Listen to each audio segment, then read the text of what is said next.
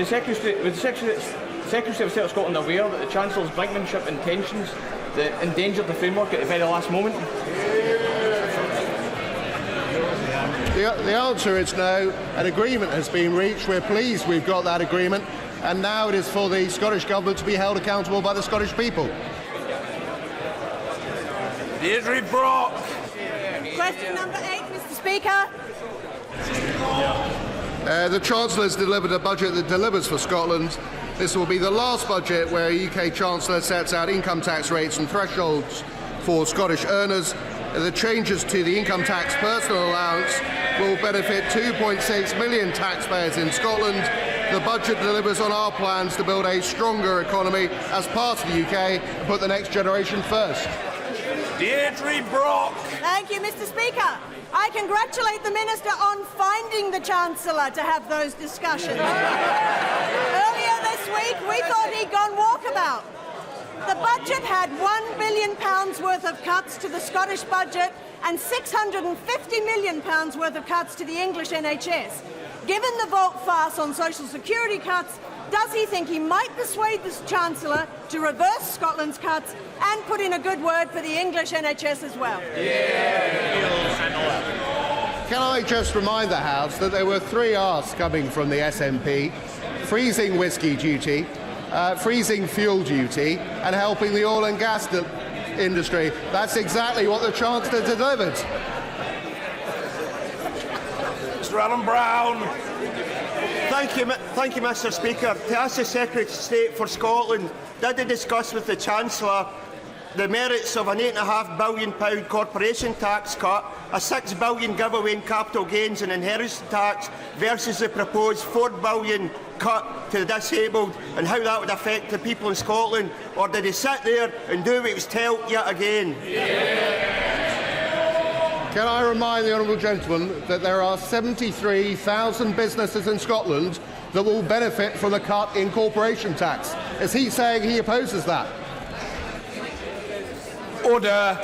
Questions to the Prime Minister. Sir Peter Bottomley. Number 1, sir. Thank you, Mr. Speaker.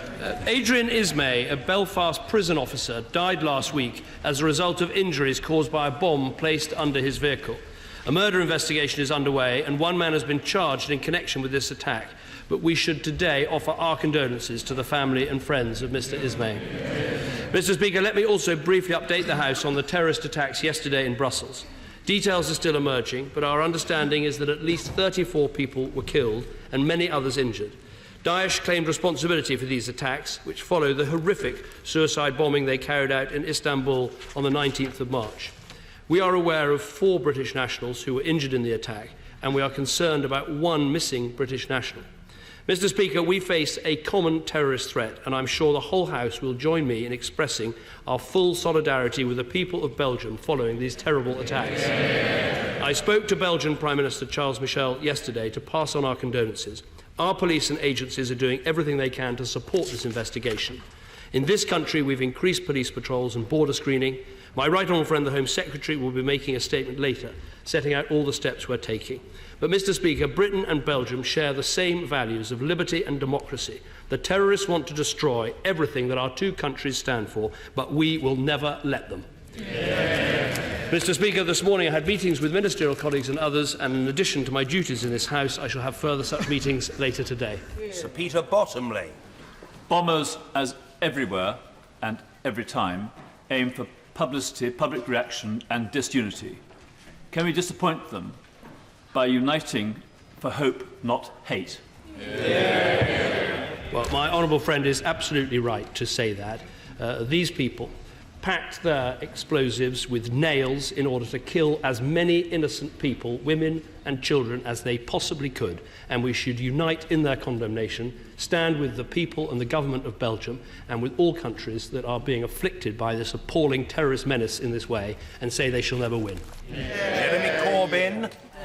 Thank you, Mr. Speaker. Can I support the words just said by the member for Worthing and by the Prime Minister in solidarity with the people of Belgium and the victims of the horrific attacks that have taken place in Brussels and also in Ankara in the last few days. We pay respect and tribute to all their families and friends, and we pay enormous respect to the emergency services of all denominations for the huge work that they've done to try and save life. We must defend our security and values in the face of such terrorist outrages and refuse to be drawn into a cycle of violence and hatred. We take pride in our societies of diverse faiths, races and creeds, and will not allow those who seek to divide us to succeed. My right honourable friend, the member for Lee, will be responding on behalf of the Labour Party to the statement that the Home Secretary will be making at 12:30. Can I also join the Prime Minister, Mr. Speaker, in sending my deepest condolences to Mr Ismay's wife Sharon and his 3 daughters. The people of Northern Ireland made a profound choice to follow the path of peace when they widely adopted the Good Friday Agreement. The actions of an unrepresentative few should not be allowed to change the course supported by the overwhelming majority of people in Northern Ireland. Mr Speaker, on a different subject altogether, last week I got a letter from Adrian. He wrote to me saying, "I'm disabled and live in constant fear of my benefits being reassessed and stopped and being forced onto the streets." Could the Prime Minister do what the Chancellor failed to do yesterday and apologise to those that went through such anguish and upset during the threat of cuts in their personal independence payments? Well, first of all, let me thank the right honourable gentleman for what he said both about the terrorist attacks in Belgium and also for what he said about Northern Ireland and the fact that we have achieved so much peace and progress in that valuable part of our United Kingdom. Turning to the issue of disability benefits, as I said in this House on Monday, when you are faced with having to take very many, very difficult decisions, including many spending reductions, as we were after becoming the government in 2010, you do not always get every decision right. I'm the first to accept that, to admit that, and on every occasion that happens, it's very important you learn the lessons. But as we do so, we will continue to increase spending on disability benefits, which will be £46 billion, more than £46 billion a year by the end of this Parliament, compared to £42 billion when I became the Prime Minister. Mr Speaker, government figures published only this morning show the number of people with disabilities and homeless is now up by 39% since 2010. 300,000 more disabled people are living in absolute poverty.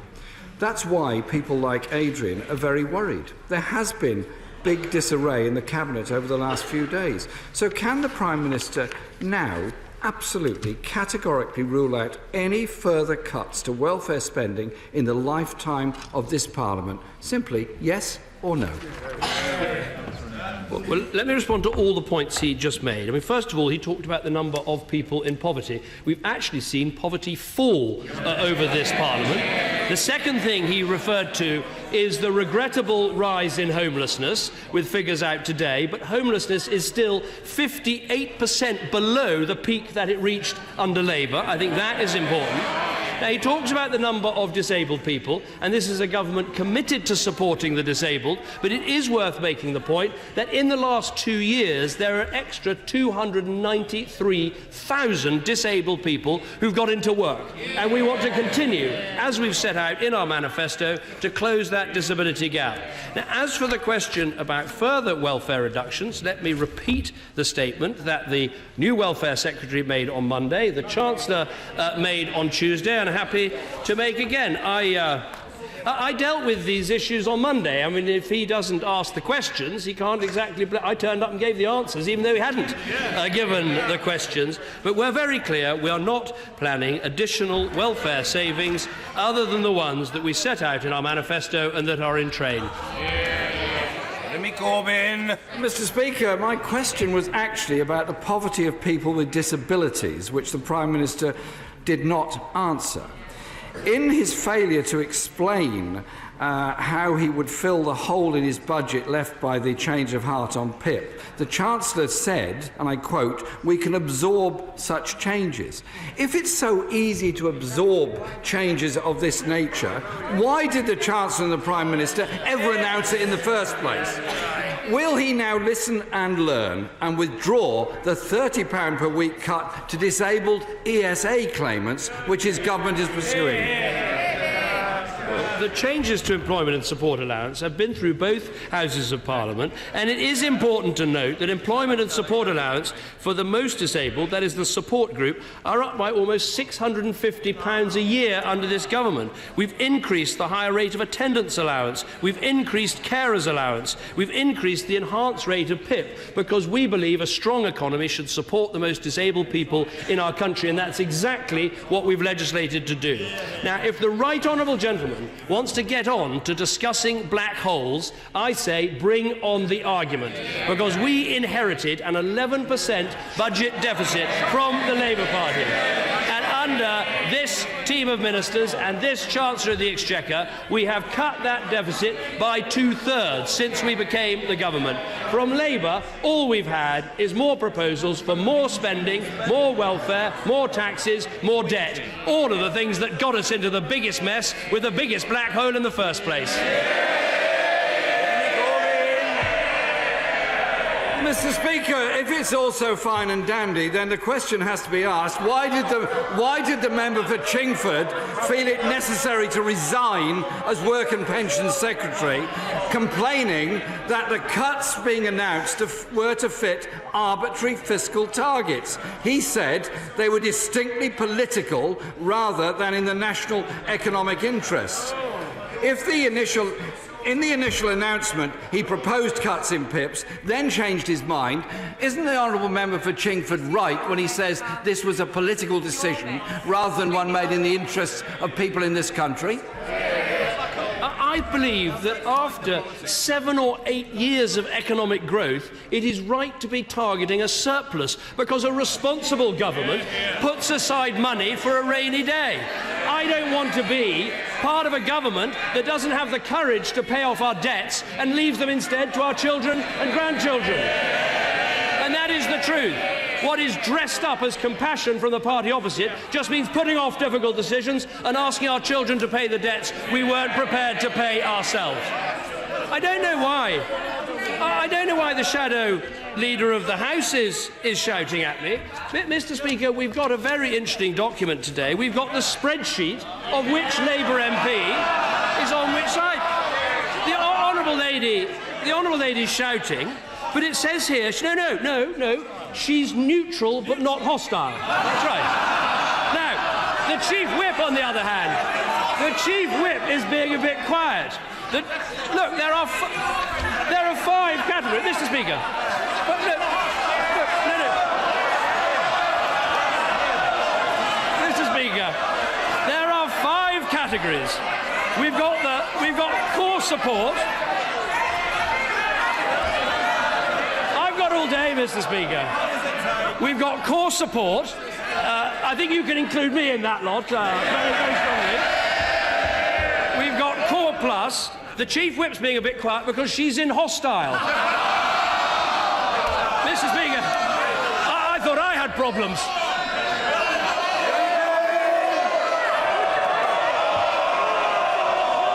Mr. Speaker, if I could invite the Prime Minister to leave the theatre and return to reality.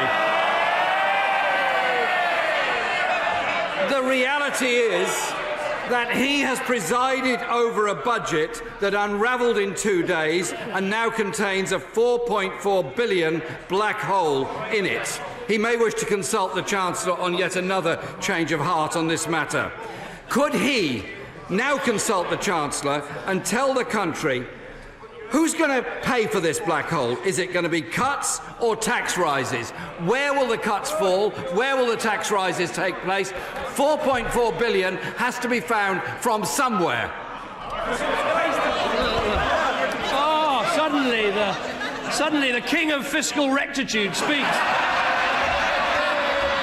He may have noticed the budget passed last night, and it's a budget that cuts the deficit in every year of this Parliament. It's a budget that delivers a surplus by the end of this Parliament, and none of that is going to change. He talks about this budget. I'll tell him, look, hold on. Look, the hostile, you shout, hostile shout, that's right. But neutral but not hostile, you have to be quiet, I think. Oh, hold on, no.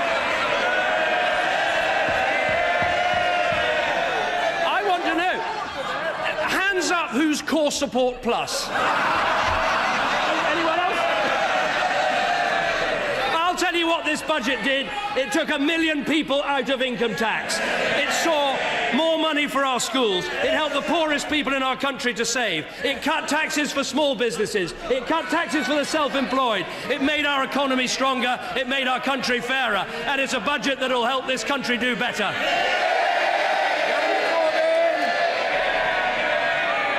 Mr. Speaker, the truth is it was a budget that fell apart in 2 days. The truth is that many people with disabilities went through the most unbelievable levels of stress and trauma after the PIP announcement was made. There are many people who are still going through stress and trauma in our society. There are still... I'm not sure that those members... I'm not sure, Mr. Speaker, those members opposite that are shouting so loudly at the moment have any idea what it is like to try and balance a budget at home when you don't have enough money coming in, the rent is going up, and the children need clothes. Order! There's too much shouting on both sides of the House. Stop it. The public are bored stiff by it. The Right Honourable Gentleman will finish his question, will have an answer, but no shouting from members of any grouping. That's the message. Budget has to mean something for everybody in our society, however poor and however precarious their lives actually are. This budget downgraded growth, downgraded wage growth, downgraded investment. The Chancellor's failed on debt targets, failed on deficit targets, as the official figures have shown. The fiscal rule is quite simply failing. The Treasury Select Committee scrutinised the government's fiscal rule. They couldn't find any credible economist who backed it. Can the Prime Minister find anybody that backs a budget and a policy that is a budget with a big hole in it and downgrades every single forecast that they set themselves before the budget was made? Well, it's just a bit late because the budget passed through this House with large majorities on every single vote. Let me remind him, this is a government that is spending more on the disabled than in any year under the last Labour government. We are spending more on the most disabled, including the most disabled children in our country. We've got more disabled people into work than ever happened under Labour. And what we see with this budget is the background of an economy that is growing, employment at a record high, investment that is rising, businesses that are creating jobs in Britain that is the envy of other European economies. And it's because we've got a strong economy that we're able to provide this support. That is what you can see, Britain getting stronger and the Labour Party a threat to the economic security of every family in our country. Thank you, Mr. Speaker. I'm sure the Prime Minister is as appalled as I am that incidents of anti-Semitism are on the rise. Does my right honourable friend agree with me that all organisations, public and private, should root out anti-Semitism without hesitation? I completely agree with my honourable friend. And anti-Semitism is an absolute cancer in our societies, and we should know that when it grows, it is the signal of many even worse things happening to ethnic groups and different groups all over our country. There is, sadly, a growth of anti-Semitism in our country, and we see it in terms of attacks on Jewish people and Jewish students, and it absolutely has to be stamped out. We should all of us, whatever organisation we're responsible for, make sure that happens. And I have to say, we do see a growth in support for segregation and indeed for anti-Semitism in part of the Labour Party. And I'd say to the leader opposite, it's his party and he should sort it out.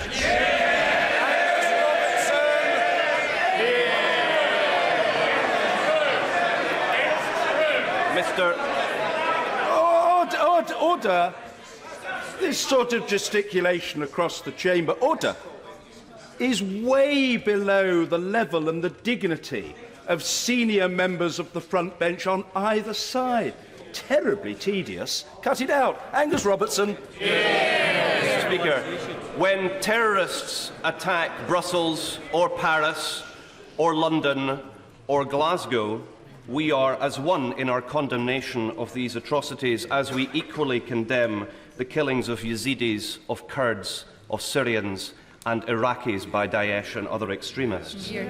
We owe a huge debt of gratitude to those who work here and abroad to protect us in the face of the ongoing terrorist threat. So will the Prime Minister confirm that absolutely everything is being done to help the Belgian authorities and the people of Belgium in the wake of the Brussels attacks? I can certainly confirm that. In my conversation with the Belgian Prime Minister, I made a number of offers about policing and intelligence assistance that we could give, particularly high-end expert and technical capabilities. There are already some intelligence officers embedded with the Belgian authorities and strong police-to-police cooperation. Clearly, the Belgians are coping with an unprecedented situation in their country. We stand ready to do anything more that we can, and we're also clearly examining all the capabilities and things that we have here to see what we more can do to safeguard our own country. Angus Robertson. A defining characteristic of a democratic society is our trust in our institutions and democratic oversight by parliamentarians of those who work so hard to keep us safe. We have that oversight with our police. We have that oversight with our security services. We don't yet have that with UK Special Forces under the Intelligence and Security Committee or the Defence Select Committee. Will the Prime Minister address this? I'm afraid I just part company with the Right Honourable Gentleman on this one. We have put in place, I think, some of the most extensive oversight arrangements for our intelligence and security services. They do a remarkable job, and of course the police are regularly called to account both locally and nationally. I think the work our special forces do is absolutely vital for our country. They are subject to international law as everyone else is in our country, but I do not propose to change the arrangements under which these incredibly brave men work. David T.C. Davis. Thank you, Mr. Speaker. In England, this government have delivered better GCSEs, better A-levels and a better chance of getting into university than Labour in Wales. Would my honourable friend, my right honourable friend, agree with me that members opposite have no right to criticise our education policies when their own education minister in Wales has had to issue a public apology for the failure of his own? I think my honourable friend makes an important point that what we've seen in England, and we should praise the teachers who worked so hard to deliver these results, but it's the result of rigour in standards, independence in our schools and accountability for results. And when we look at Wales, we don't see those things in place. And so I would urge the Welsh Assembly Government and urge Welsh people, when they've got a choice at these coming elections, to make sure they vote for parties that put education reform, education standards, education rigour and education accountability first. Mr. Alistair Carmichael. Thank you, Mr. Speaker. In 1992, the oil tanker Brer ran aground in the south coast of Shetland. It was carrying 85,000 tonnes of Gulfax crude, which then spilled into the sea and onto our shoreline. It caused economic and environmental devastation. Since the Donaldson report into that disaster, we have had an emergency tug stationed in the Northern Isles. It is our protection against ever being blighted in that way again. The Maritime Coast Guard Agency now wants to take that tug away. There will be no finance for it after September. Will the Prime Minister look again at that decision, and will he give an undertaking to the people of Shetland that he met in 2014 not to leave them exposed in that way again? Well, the right honourable gentleman makes a very important point, and my understanding is that the one tug that has been there, sustained off the coast of Scotland, has played an important role in the past. The cost is between £2 to £3 million a year. It's currently used very sparingly, so it is right to look at the right way to deliver this service in the future. Alternative options will clearly take time to develop and implement, which is why we've announced that this will be funded until the 30th of September 2016, and we'll have to make a decision on provision in due course, and I'll keep him in touch with those developments. Amanda Milling. Thank you, Mr. Speaker. We believe in doing the right thing, and that's why it's absolutely right that the proceeds of crime are returned to the local communities that have been the victims of crime. Staffordshire's Police and Crime Commissioner, Matthew Ellis, is calling on community groups in Cannock Chase to apply for grants from his Commissioner's Proceeds of Crime Fund. Does my right honourable friend agree that this shows that our excellent Conservative Police and Crime Commissioner is delivering real value for the people of Staffordshire?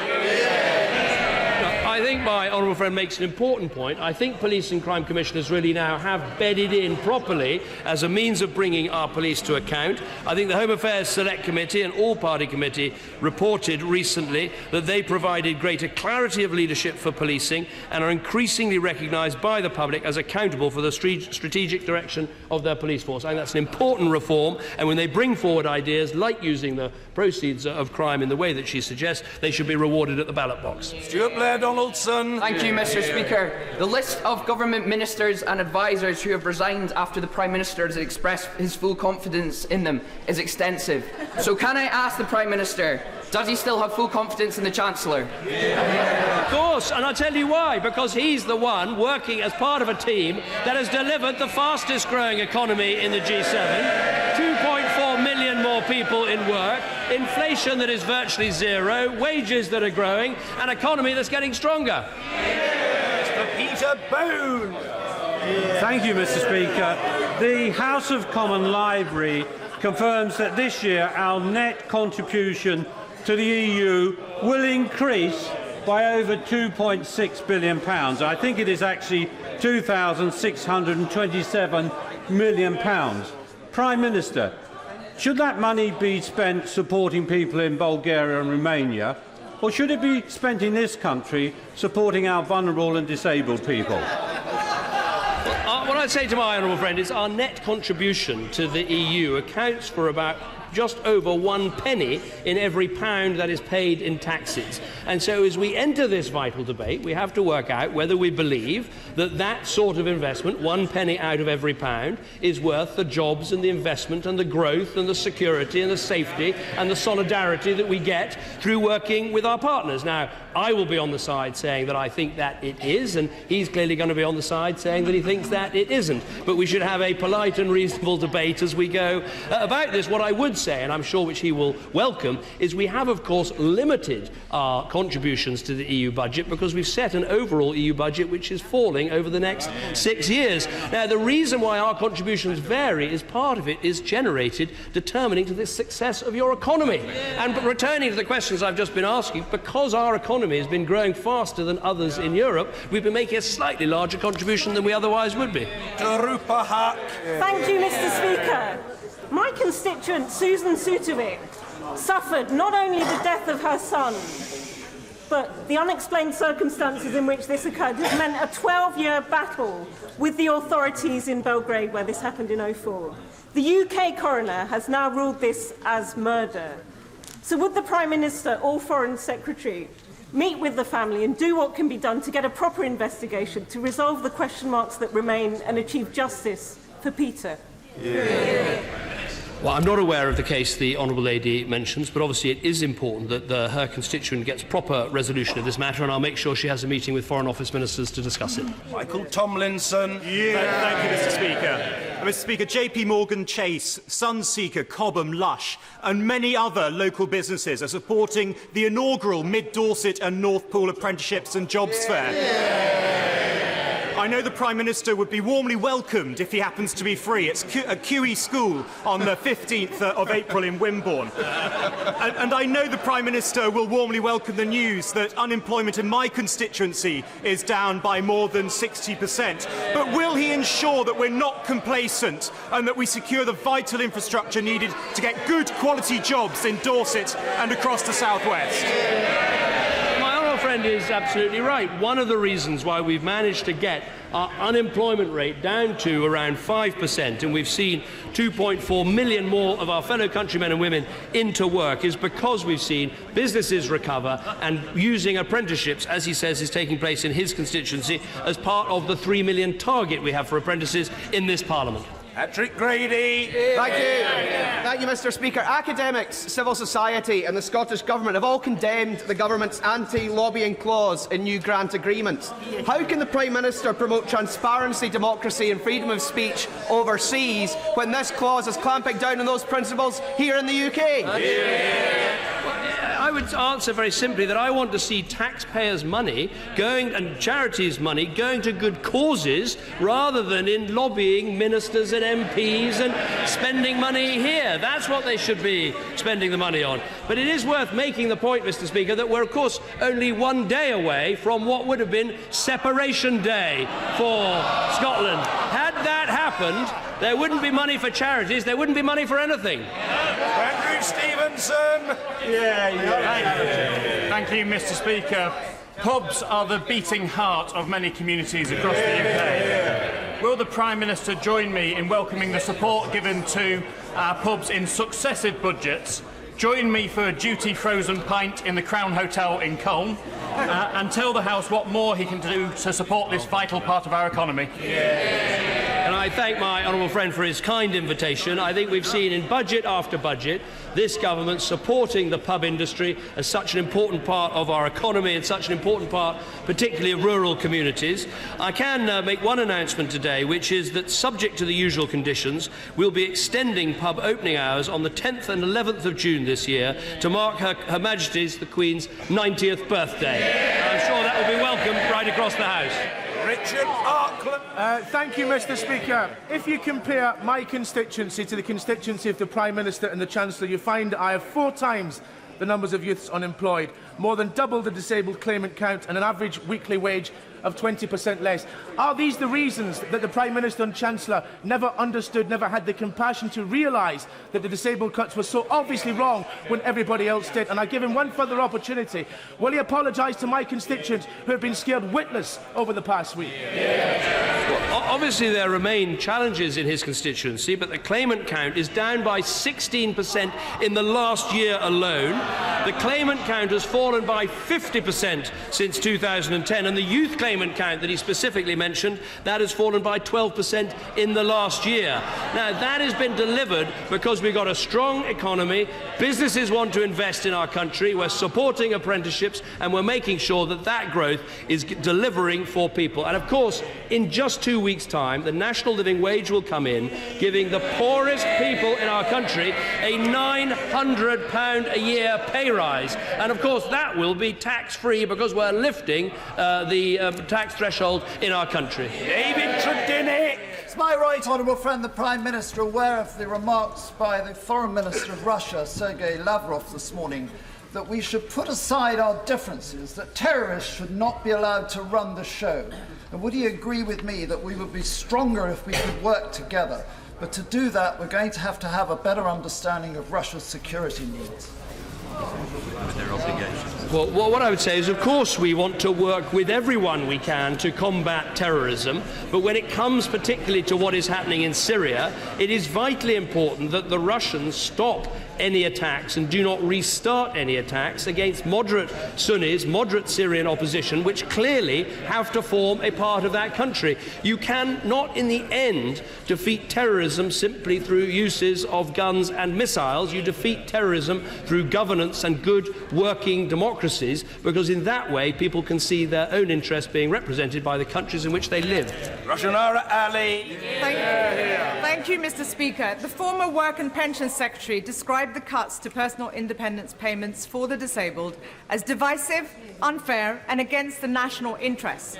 The Chancellor's U-turn suggests he now agrees. Can the Prime Minister explain how on earth he allowed this to happen in the first place? Well, it's good to have an intervention from someone who I think is neutral but not hostile, so I'm sure if she keeps going, she could join Core Group Plus with the rest of us. She'll be very welcome in Core Group Plus. I tell you what this government has done. It has increased spending on disability benefits. It's seen 293,000 more disabled people into work in the last 2 years, 2.4 million more people in work. That is actually bringing the country together, because we've got a growing economy that's delivering a fairer society. Suella Fernandez. My right honourable friend will have seen the recent OECD report on literacy and numeracy in England. Based on data from 2012, it ranked our teenagers as bottom out of 23 developed countries for basic maths and reading. A damning indictment of 13 years of Labour's education policy. Doesn't this show Order. The honourable lady is entitled to ask a question. And the same goes for every other member. Suella Fernandez. Thank you, Mr. Speaker. Doesn't this show why a more rigorous curriculum and more autonomy for schools to succeed are vital to turn around the life chances of the next generation?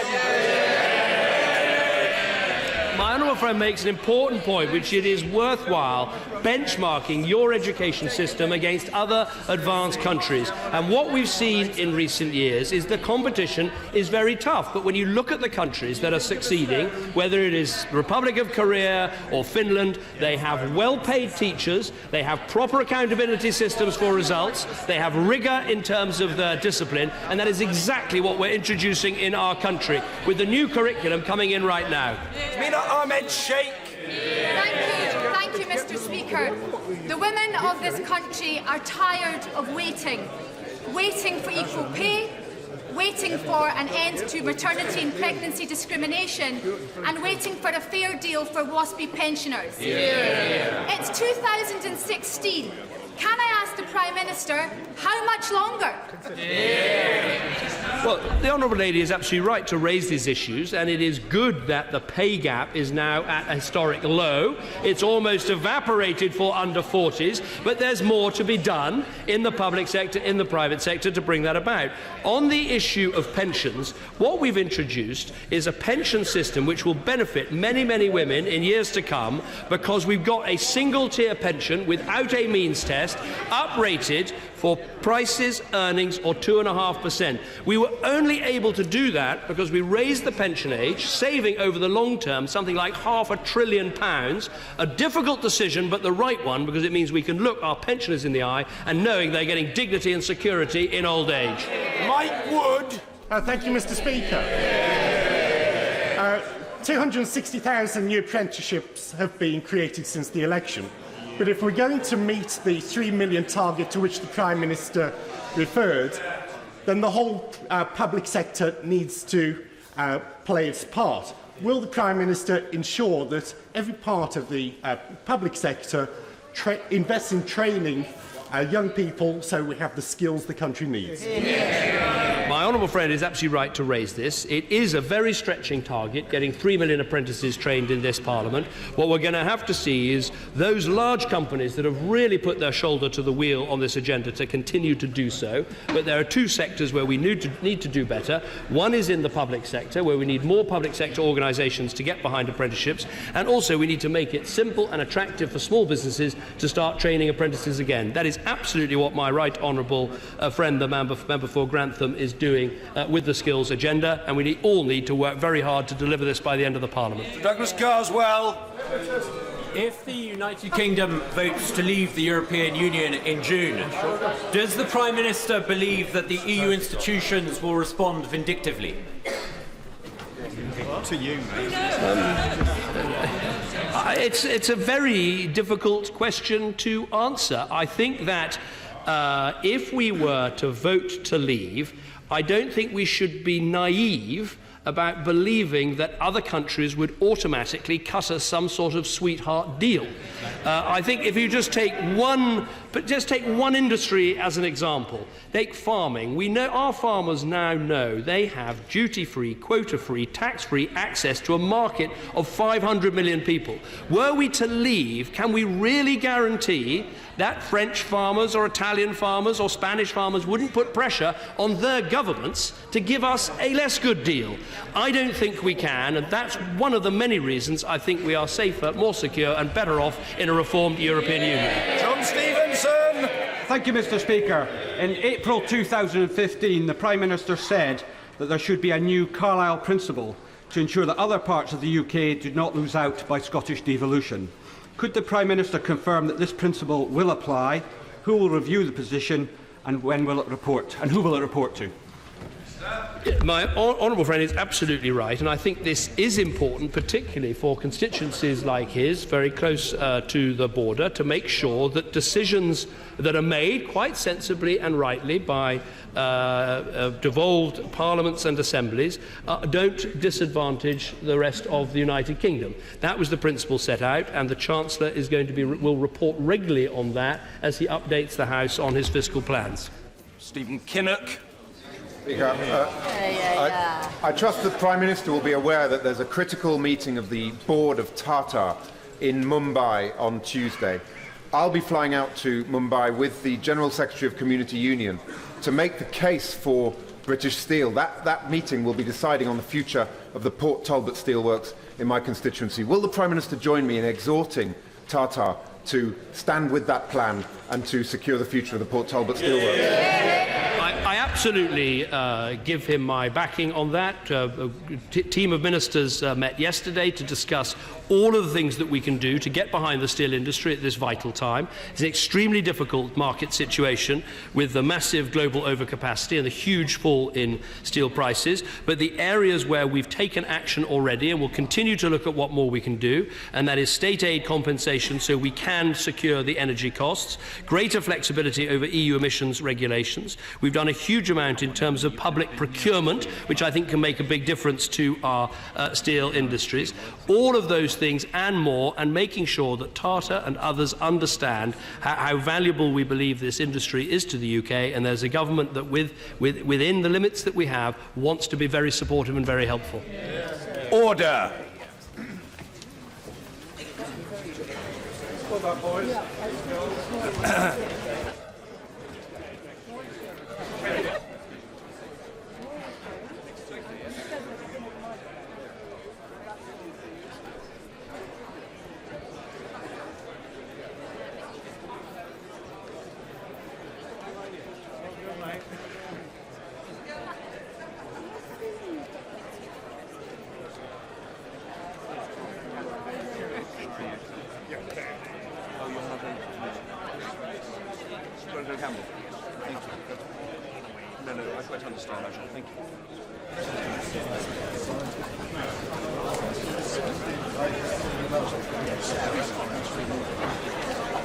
Order.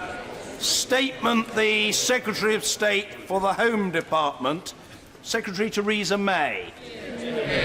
Thank you, Mr. Speaker, and with permission, I would like to make a statement about the terrorist attacks in Brussels, our response and the threat we face from terrorism in the United Kingdom. The cold-blooded attacks in Brussels yesterday morning have shocked and sickened people around the world. 14 people were murdered and 106 wounded when 2 bombs exploded at Brussels airport. A further attack at Malbeek metro station an hour later killed 20 people and wounded more than 100 others. As the Prime Minister has just said, 4 British nationals are among the injured, and we are concerned about 1 missing British national.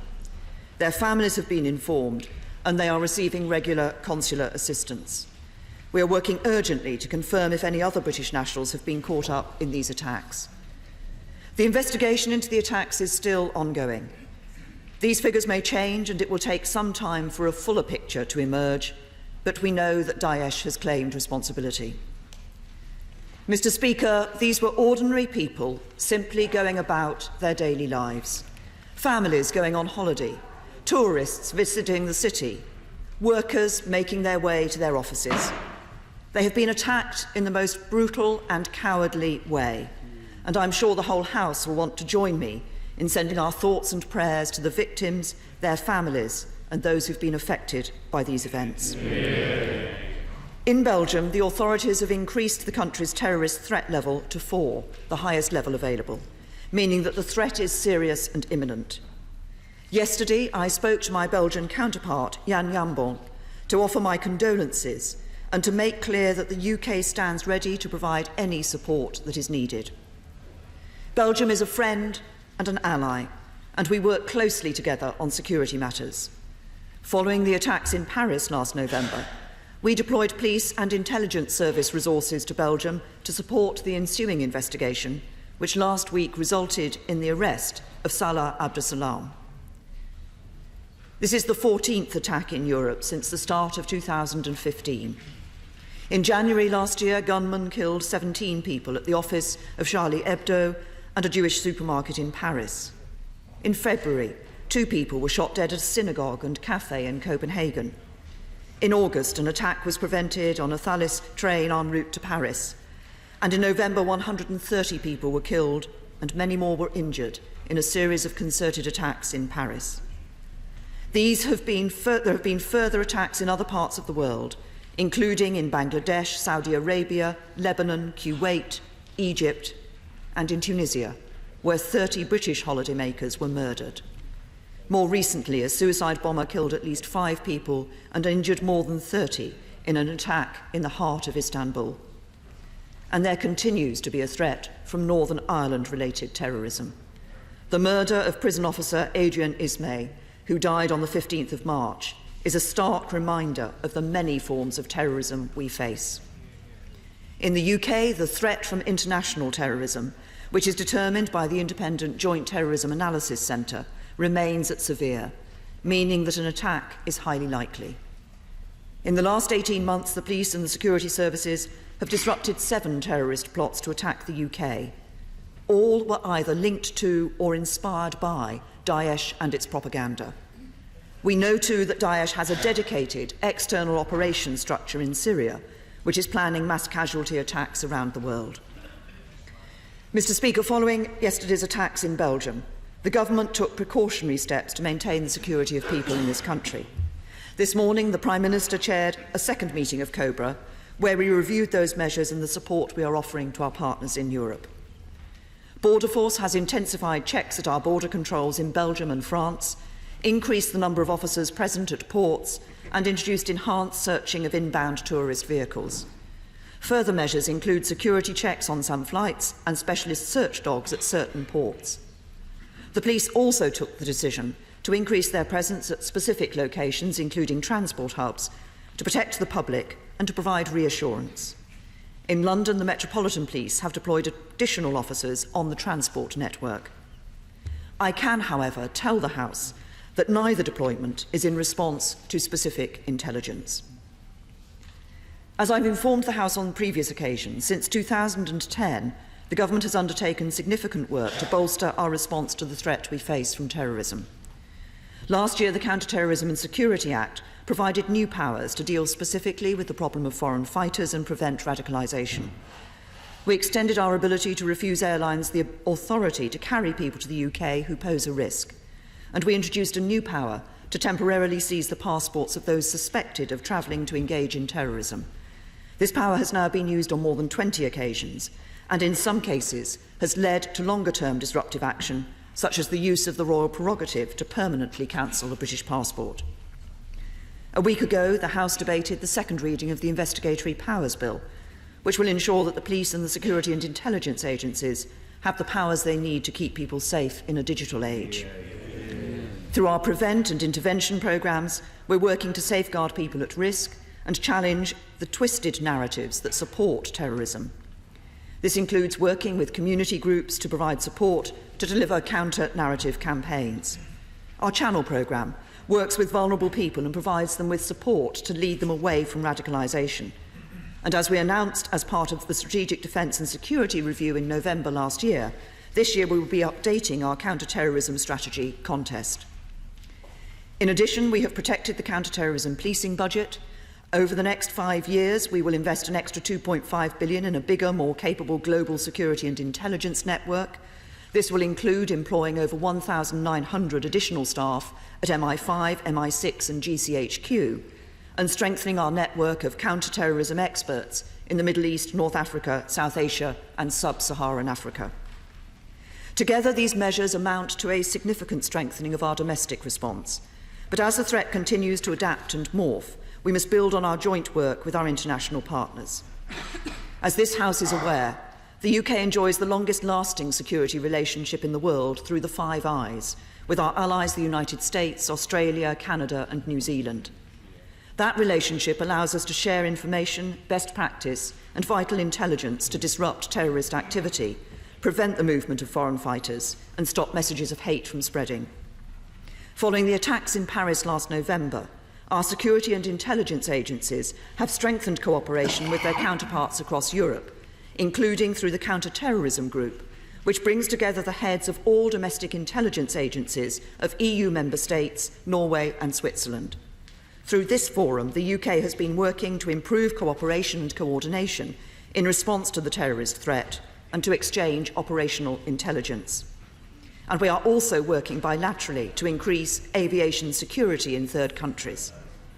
Because as I told the five-country ministerial in February, defeating terrorism requires a global response, and we will not succeed by acting in isolation. The United Kingdom has intelligence and security services that are the envy of the world and some of the most enduring international security relationships. Together with our allies around the world, we must act with greater urgency and joint resolve than we have before. We must continue, as we already do, to share intelligence with our partners, be proactive in offering our expertise to help others, and encourage them to do likewise. We must organise our own efforts more effectively to support vulnerable states and improve their ability to respond to the threat from terrorism. And we must do more to counter the poisonous and repugnant narrative peddled by Daesh and expose it for what it is, a perversion of Islam built on fear and lies. Mr. Speaker, this is the third statement to the House that I have given following a terrorist attack in just over a year. Each horrendous attack brings pain and suffering to the victims and their loved ones. Each time the terrorists attack, they mean to divide us, but each time they fail. Today, all around the world, people of all faiths and nationalities are standing in solidarity with Belgium, just as they stood together after the other appalling attacks. In the UK, people of all backgrounds and communities, Muslim, Sikh, Jewish, Hindu, Christian and people of no faith, are united in our resolve to defeat terrorism. The terrorists sought to strike at the heart of Europe. They seek to attack our values and they want to destroy our way of life, but they will not succeed. These attacks occurred away from the shores of the UK, but we should not forget that our own threat level remains at severe, which means that an attack is highly likely. We will remain vigilant. The police and security services will continue in their dedication to keeping people safe, and the public should remain alert. Together, we will defeat the terrorists. This is the challenge of our generation, and it is a challenge we will win. I commend this statement to the House. Randy Burnham. Thank you, Mr. Speaker. On this side of the House, we support everything the Home Secretary has said today and assure her of our continued full support in confronting this threat. Today, our thoughts are with the families of those killed or injured, of the British person missing, and with the people of Brussels. We think of all the people who have suffered in all of the attacks that the Home Secretary mentioned, including last week in Istanbul and Ankara. Mr. Speaker, this was more than an attack on Belgium. It was an attack on the heart of Europe and on all of Europe. A statement of intent from the terrorists, which must now be met with a raised and renewed determination to defeat them. Let me start with immediate advice to UK citizens. We welcome the support being provided to those caught up in the chaos. But as we approach Easter, many families may have travel plans that include travelling to or through Belgium. Will the government consider issuing more detailed travel guidance to them so people can make informed decisions based on the best available information? We turn to international collaboration. Can she say more about the nature of the immediate support that has been provided to Belgium? People will have seen reports suggesting that the suspects were linked to the attacks in Paris and known to Belgian police. This does raise the question of whether the Belgian authorities have sufficient capability to deal with the extent of this problem. Is there more that can be done to support them on a longer-term basis? More broadly, can I say that given the global nature of this threat, the Home Secretary was entirely right to talk about deepening our collaboration with all European partners? Third, Mr. Speaker, border security. We are learning more about the extent of terror networks in Belgium. And as we do, this raises questions about travel between the UK and Belgium. Britain has extensive air, sea and rail borders with Belgium. We welcome the immediate steps taken yesterday to strengthen the presence at our borders, but is there now a case for a longer-term review? Border Force operates juxtaposed controls at 6 locations in France. However, in respect of Belgium, juxtaposed controls only apply in respect of Eurostar and not at ferry terminals. Will the Home Secretary immediately initiate a review of our borders with Belgium with a view to strengthening them? She knows of the concerns I have raised before about UK terror suspects on police bail who have fled the country through seaports. We are proposing an amendment to the Policing and Crime Bill to close this loophole. Will she today give a commitment to work with us on that? More broadly on borders, Mr Speaker, I have serious concerns about further cuts that are coming following the spending review. The Border Force has faced years of cuts and is already stretched to the limit. The new financial year starts in a week's time, but I notice that the Home Office is still to publish a 2016-17 budget for the Border Force. Will the Home Secretary correct that today so that there can be a debate about whether that budget is enough? Surely now is the time to strengthen our borders, Mr Speaker, not to cut them. Fourthly, Mr Speaker, UK preparedness. We know that 7 terror plots have been foiled here in the last 12 months, and we thank all those in the police and security services who are working to keep us safe. But we must keep our own arrangements under review. The public will want reassurance about our ability to cope with a Paris or Brussels-style attack, multiple simultaneous incidents designed to cause maximum fear and confusion. We know plans are in hand to improve firearms capability in London, and we welcome those, but there is a concern about the ability of cities outside London to cope. A Home Office report on firearms capability, published in July 2015, found the number of armed officers had fallen by 15% since 2008, including a 27% fall in Greater Manchester and 25% in Merseyside. There was a report in The Observer late last year that Scotland Yard had briefed the Home Secretary about their fears of the lack of capacity in regional forces to respond to terror attacks. Is this true, and can she say more about it? Has she reviewed the ability of all major cities to respond, and can she provide assurance today that if there were to be a Paris or Brussels-style attack outside of London, that our police and fire services have the necessary capability to respond? In conclusion, Mr Speaker, while we think of the Belgian people today, we remember too that many victims of attacks around the world are indeed Muslims, suggesting this terror is not about Islam. We also know that at moments like this, great anxiety will be felt in the British Muslim community, with fears of reprisal attacks, rising Islamophobia and hate crime. Does she recognise those concerns, and will she today send an unequivocal message to anyone who seeks to promote division or hate on the back of these attacks that they will be dealt with severely? Will she condemn the ill-informed comments on UK television today by Donald Trump and take this opportunity to distance the UK government from them? They play into the hands of the terrorists. They want to drive a wedge between the Muslim community and the rest of society, who are united in revulsion at what happened yesterday. Daesh called the innocent people who died and injured crusaders. They are nothing of the sort. They were ordinary, innocent people of all faiths and none, living side by side in one of Europe's great cities. This is the moment, not for division, but maximum unity amongst peoples of all faiths and none. A moment to reject those who preach Islamophobia, anti-Semitism and all forms of extremism. So let this unanimous message go from this House today, that we stand together across it as a united country, that we stand with our neighbour Belgium in their hour of need, and that whatever it takes and however long it takes, we will face and defeat this threat to our way of life together. Thank you, Mr Speaker, and can I thank the Right Honourable Gentleman for his comments and the way in which, the tone that he's adopted. He's absolutely right. Everybody in this House condemns the terrorist attacks, and anybody who seeks to try to divide our communities, we will stand against. He raised a number of issues. On the issue of travel guidance, the Foreign and Commonwealth Office have updated their website. They will continue to do so. They will be monitoring the situation and update the travel advice on the website as becomes necessary.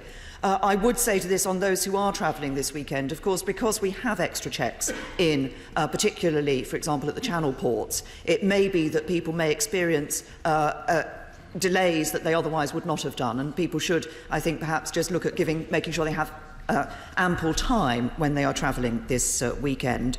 In relation to the immediate support to Belgium, we had, as I said earlier, following the Paris attack last November, already given support both in policing and the intelligence services to the Belgian government. And we, of course, are building on that and have made some specific offers, both the Prime Minister, to Prime Minister Michel, and myself to Interior Minister Jambon, of areas where we believe we have an expertise which could be of benefit to the Belgians. And obviously we look forward to working with them in relation to that.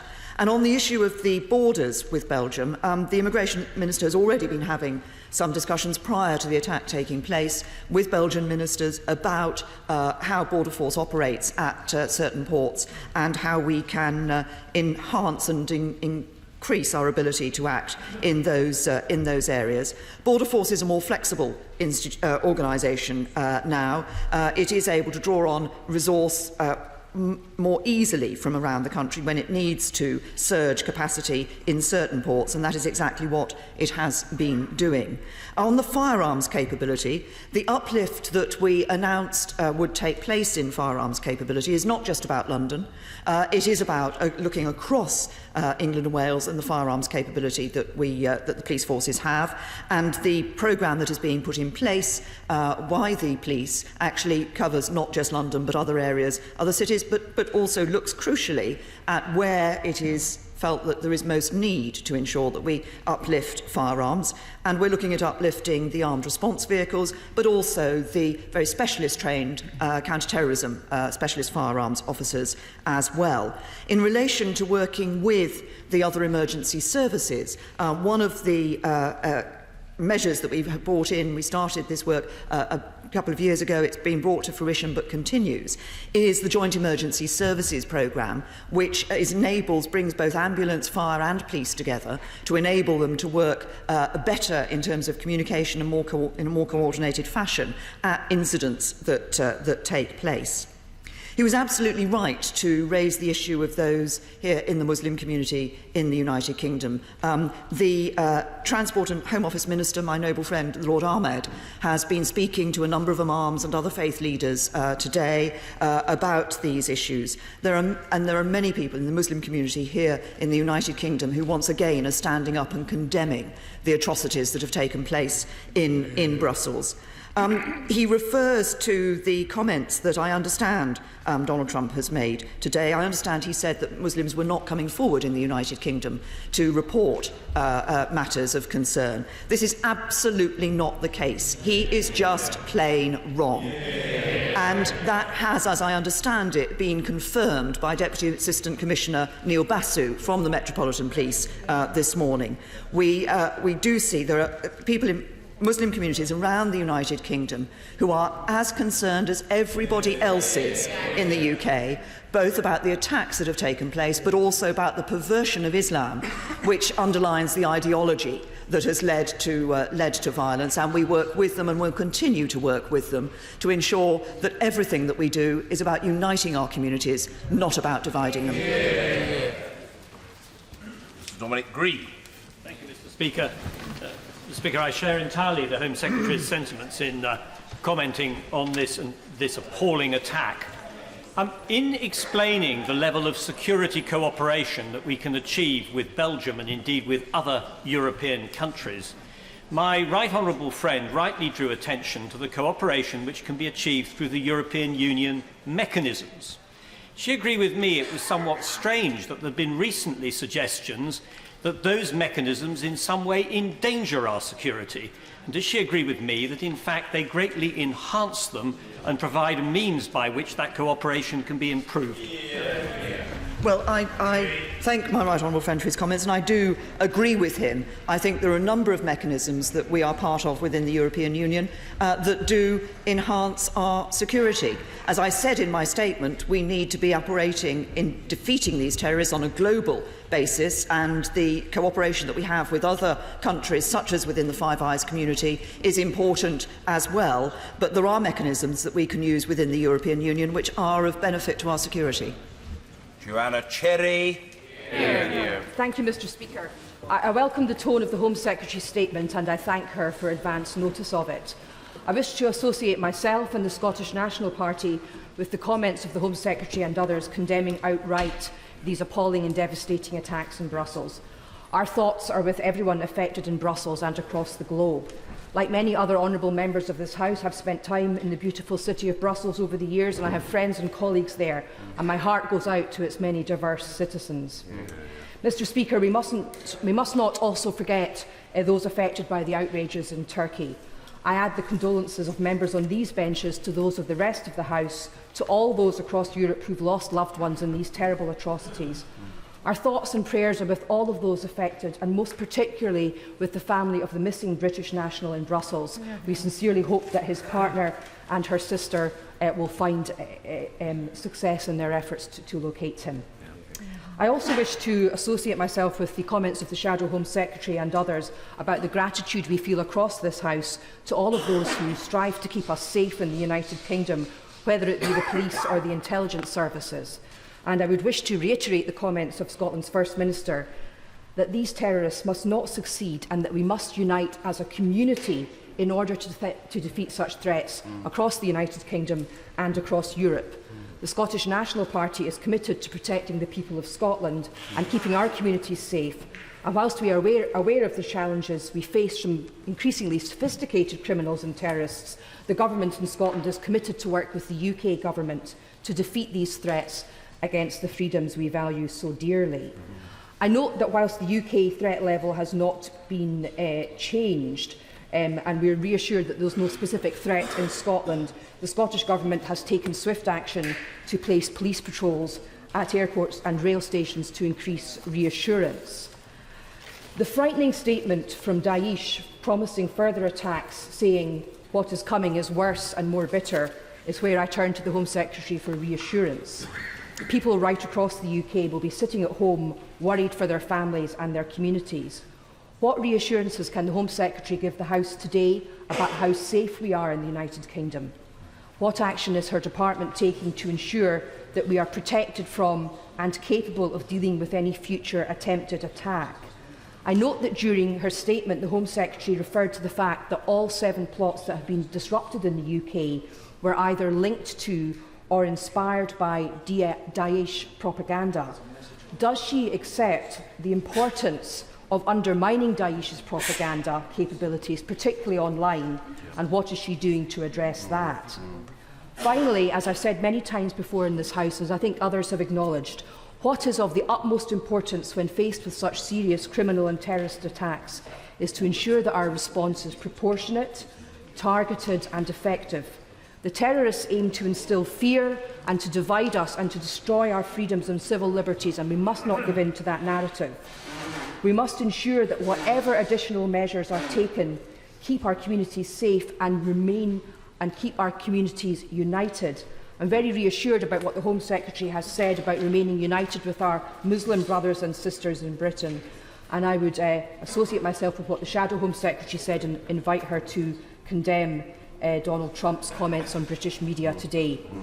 Will the Home Secretary finally assure me that she will keep the importance of our having a united community across the UK at the core of her efforts in fighting terrorism? Well, thank you, Mr. Speaker. The Honourable Lady has referred specifically to the issue of threat and safety and security here across the whole of the United Kingdom. As I said, and as she will know, the threat level from international terrorism is not set by ministers. It is set independently by the Joint Terrorism Analysis Centre, and they have maintained that at severe, which means that an attack is highly likely.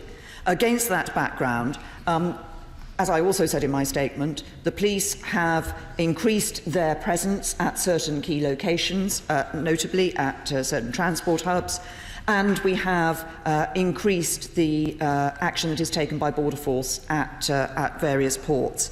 And that is right. Obviously, we will keep those levels of activity under observation. We will monitor that according to the nature of the threat that we see. But it is for us all to be vigilant.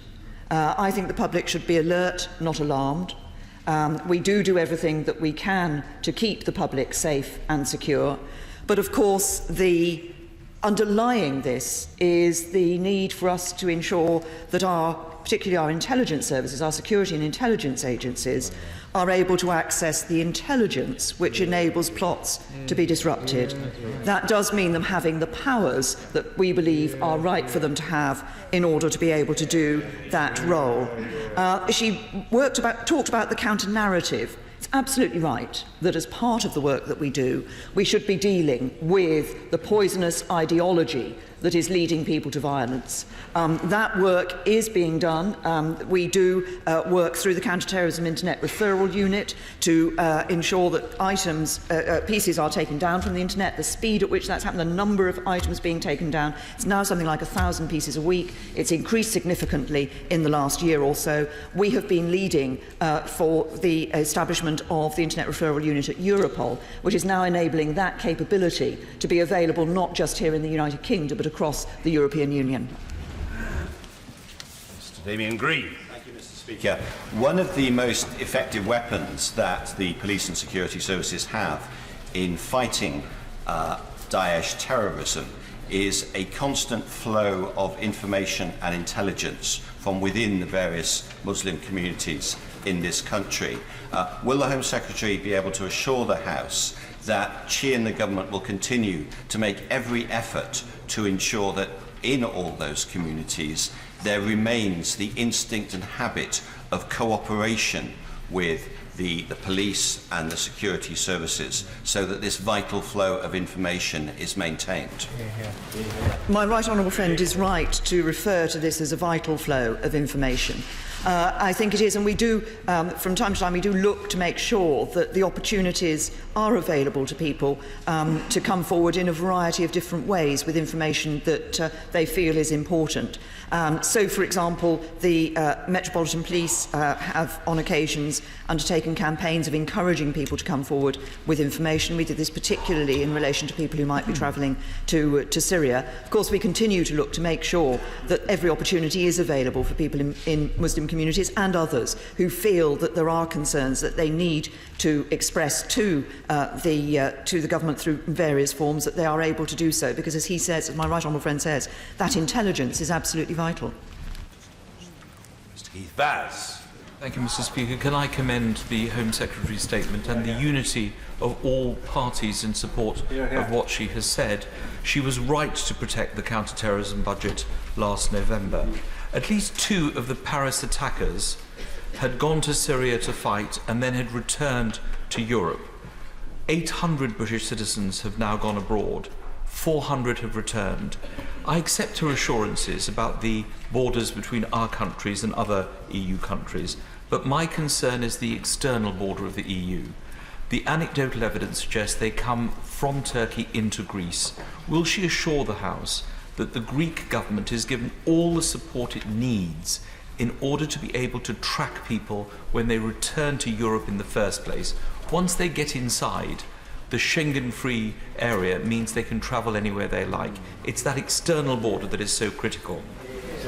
Well, the right honourable gentleman is right that the external border is important. It's precisely why, within the European Union, we have been arguing with others for a strengthening of that external border. He will also be aware that this is an issue that pertains in relation to the migration crisis in Europe, and of course that at the European Council last week and the meeting prior to that of the European Council, decisions were taken about enhancing our ability to strengthen that border. We have already given significant support to Greece in the way in which it is able to deal with those people coming across the border.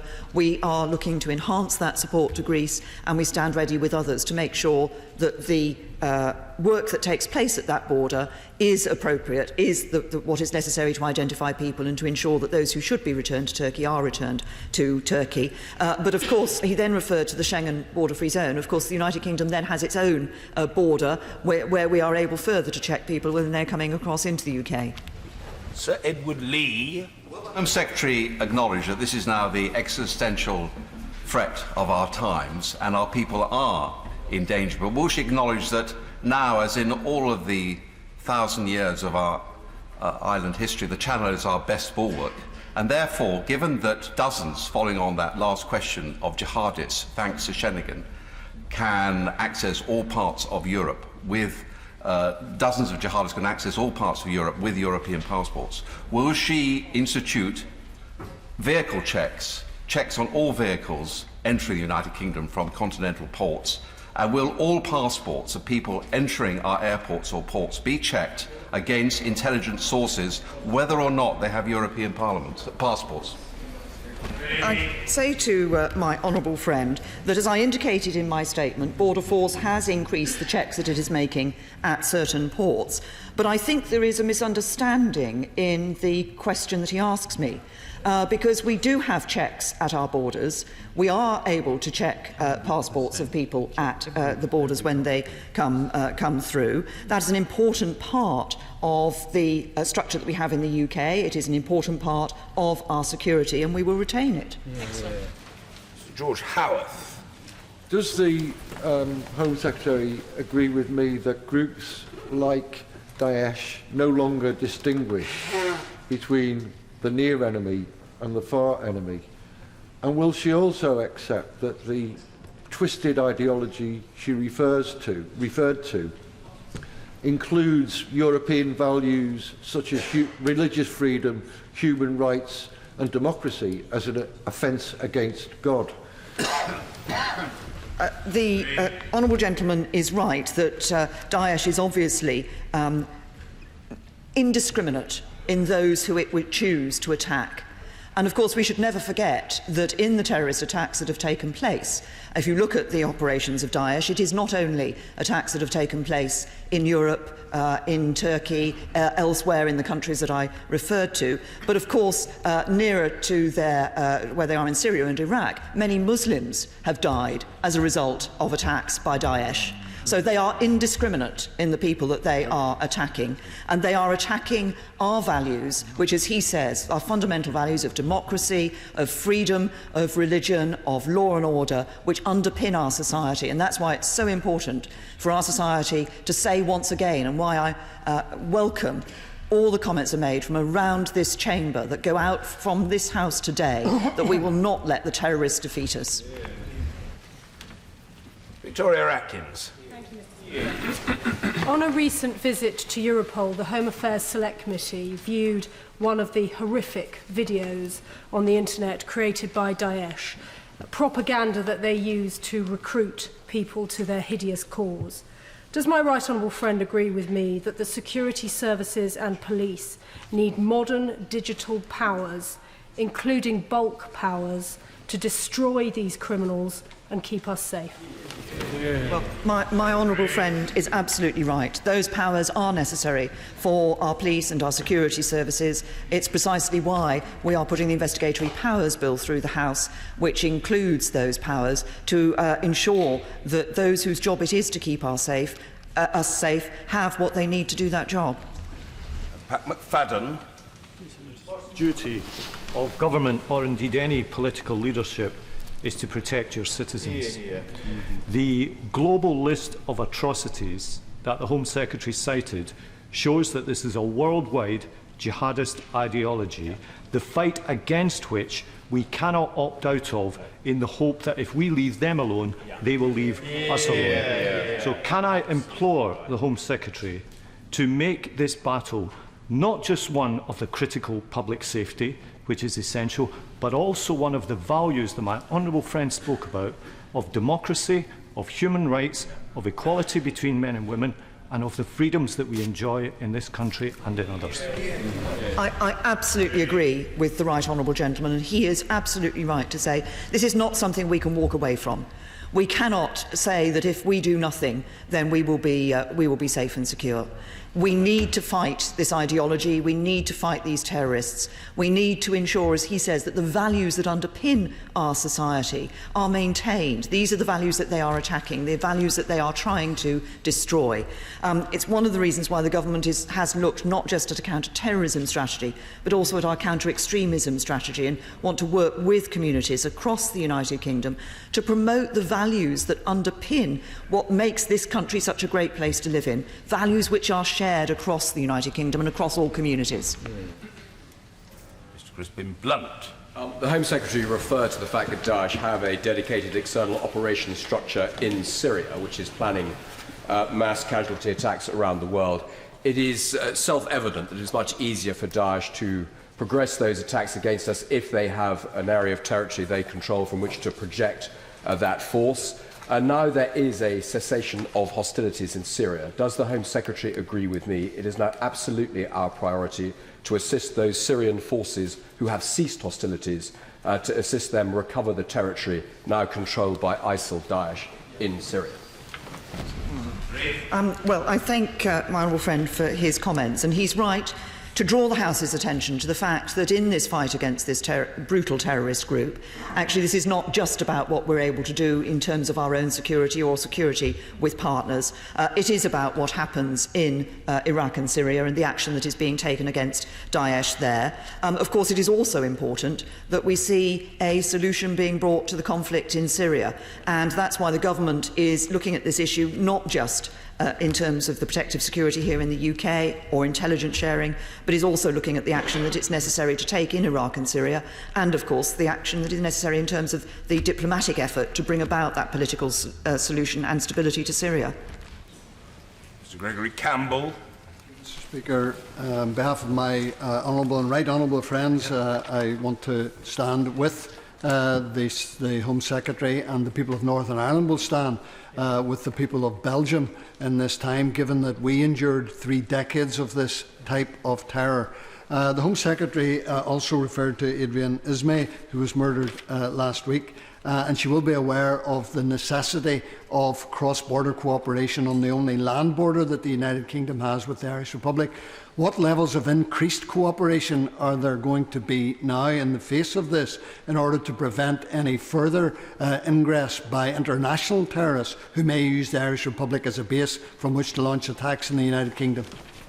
Well, we are working closely with the Irish Government to look at those areas where it is possible for us to work more closely to enhance our collective security across Ireland and the United Kingdom. Of course, there are measures that we are able to use which help that security in terms of cross-border arrangements between the Republic of Ireland and Northern Ireland and other parts of the United Kingdom. But we do talk to the Irish Government about how we can enhance our level of cooperation to ensure, as I say, that we keep both the Republic of Ireland but also the United Kingdom as safe and secure as we can. Mr. David Jones. On the question of security at ports, my right honourable friend will be aware that Holyhead is the second busiest ferry port in the country, and as such is a significantly important point of entry from within the common travel area. Is she entirely satisfied that the security arrangements at Holyhead are adequate to address the terrorist threat as she perceives it, particularly in terms of checks on vehicles and foot passengers? The extent to which Border Force operates checks at various ports is something that is constantly kept under review and looked at in relation to the threat and the perceived risk. He refers to the common travel area. That's precisely one of the issues that we have been working with the Irish Government on in looking at how we can enhance our collective external border security to ensure that that internal border security within the common travel area is also improved. Ben Bradshaw. Our unique intelligence capability helped first identify that it was terrorists that brought down the Russian plane in Egypt at a time when it was being denied by the Russians themselves.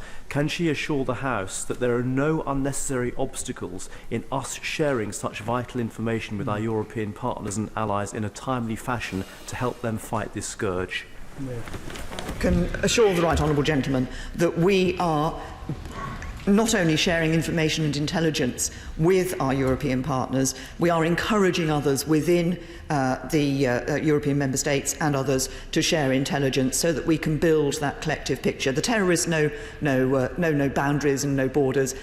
We need to work together to ensure that we can deal with them. Dr. Andrew Murison. In issuing advice on travel to the public, which they will rely upon to make their informed choices, will the Home Secretary ensure that, of course, we have safety first, but that it's important that we don't allow terrorists to close down our way of life, and also that we are mindful of the impact of that advice on partner nations, and I'm thinking particularly of North Africa in recent times and the impact that advice has had on Tunisia specifically. My honourable friend is right to point out that, of course, when an attack takes place, such as took place in Tunisia, where we saw the murder of so many British holidaymakers, and of course action was taken in relation to travel advice and working with the Tunisian governments. If people don't travel, then of course that does have an impact on the economy of a country such as that. But I can assure him that in looking at travel advice and in issuing its guidance on travel, the Foreign and Commonwealth Office does look at a range of issues, but of course what must come first is our desire to ensure the security and safety of British citizens. Tom Brake. I would like to echo the Home Secretary's condolence. Belgium and Brussels have suffered a severe blow and we stand in solidarity with them. I'd also like to echo what she said about the Muslim communities here and the Ahmadi Muslim community, for instance, and indeed the Muslim Council for Britain, who've been very quick and forthright in condemning these attacks. After Paris, Metropolitan Police said they'd be recruiting an extra 600 armed police officers. Is the Home Secretary able to give us a progress report on that? And is that perhaps a programme that now needs to be accelerated? I think the right honourable gentleman, I think there is absolute unanimity around this House in our condemnation of these terrible attacks. In relation to the armed response from the Metropolitan Police, I think there are two elements to the Metropolitan Police's upgrade in terms of the number of firearms officers. I think the 600 figure that he refers to is not the recruitment of new firearms officers, but it was the training of officers who already exist in certain parts of the Metropolitan Police to be able to carry firearms. That training, as I understand it, is underway, but we're also obviously putting underway the uplift in armed response vehicles across the country that I referred to earlier. Lucy Fraser. Thank you very much, Mr. Speaker. The events yesterday underline that this is an international threat which requires an international response. Domestically, we are taking every effort to strengthen our domestic capability in the Investigatory Powers Bill. But can the Home Secretary assure this House that in talking to international partners, she is ensuring that the bill can be practically and swiftly enforced elsewhere? Very happy to give my honourable friend that reassurance. One of the key issues, of course, in the bill has been the question of being able to exercise lawful warrants, issue lawful warrants against communication service providers, internet service providers who are located elsewhere, particularly in the United States of America. Not only have we continued in this bill to assert the extraterritorial jurisdiction that we have always asserted and previous governments have asserted in relation to those powers, but we are also discussing with the US government the possibility of an agreement that will ensure there is that very solid basis on which such exchange of information can take place. This is Louise Ellman. Is the Home Secretary satisfied with security at international airports with flights to the UK? We have a programme and working with the Department for Transport of looking at airports across the world and assessing the security arrangements that are necessary. And there are occasions when we ask airports to increase their security arrangements. That's a regular programme that takes place. Obviously, when a particular incident takes place, such as the attack in Tunisia, then we provide a very particular focus on the security that is available there, not just in tourist resorts, but in the airport as well. Mr. David